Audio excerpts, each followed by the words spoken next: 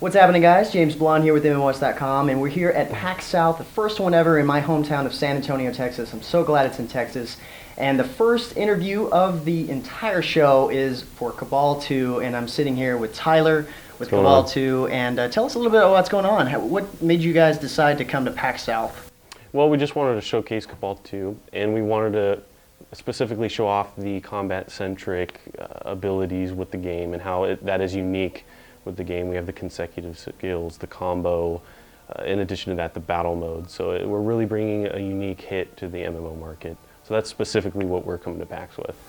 And so recently you just started up an alpha not long ago, and you were kind of in the dark there for a little while. We had a lot of community members looking for Cabal II. Where's Cabal II? And now it's one of our most anticipated games of 2015. So what happened there?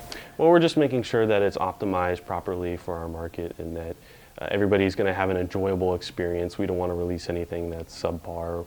We have a really good reputation with Cabal Online, our other products. We just want to make sure that everything's up to quality and that everybody will enjoy the game. Awesome. And so speaking of, with Cabal, those who are familiar with that and those who are not familiar with Cabal, what does Cabal II give to players that maybe Cabal didn't or maybe expand upon? Well, we definitely are hitting a bigger core of members that will be able, or users rather, that will be able to play the game. We'll hit the core MMO gamer who has nostalgic hits from Eve.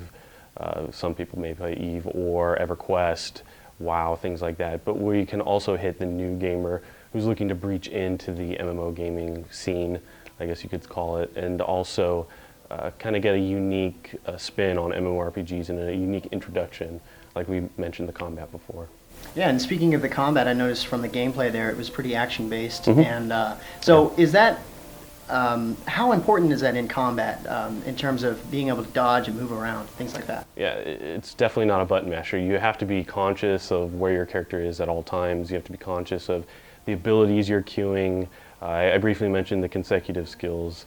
Those are skills that you hit on your hotbar that will then lead you into additional skills. So you have to keep in mind which consecutive skills you're hitting, while at the same time keep a perfect timing for the combo. Higher the damage.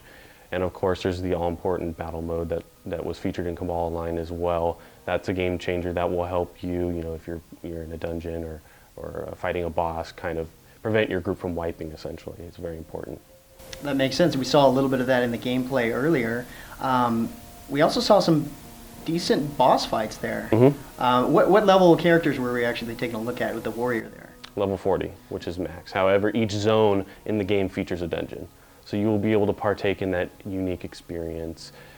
All of our bosses are unique. They all have different abilities, AoE, environmental damage, things like that. Awesome. So what else did we actually get to take a look at in the footage-wise? We got to see Heavenly Citadel, which is our level 40 dungeon.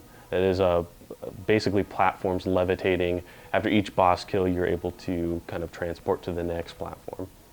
Each encounter is essentially unique in that each boss encounter is random. And I also heard that there was a MOBA-type game mode in PvP. Tell us a little bit about that.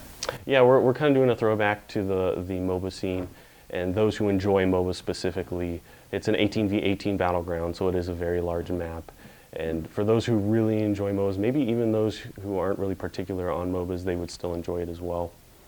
And you have, you mentioned that there was a couple of NPC-type minions that help push your team to victory. Right. Essentially, on each side of the map, you have the two bases. The minions on each side, which if you were on the one side would be your friendly minions, and then the enemy minions would be going on to 3 separate lanes. So you have a 3 separate lane type battle mode with turrets as well. Your goal would be to destroy the turrets, get past the minions, and then defeat the main object at the end. Awesome. So right now we talked about how the game is in alpha, and when are we going to be able to see a more public release of this game? We're looking at spring 2015. So definitely for those who are looking towards maybe a future look at the game, it'll be spring. Awesome. Anything else you had to share with us? That's it. Thanks a lot. Thanks for having me. Thank you for your time. Yeah, absolutely. Appreciate it. Thanks.